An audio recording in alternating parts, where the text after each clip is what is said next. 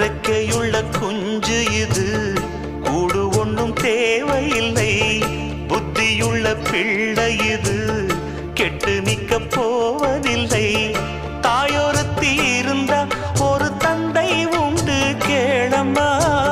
தந்தை ஒண்ணு இருந்தா பெத்த பாட்டி இன்றி போகுமா?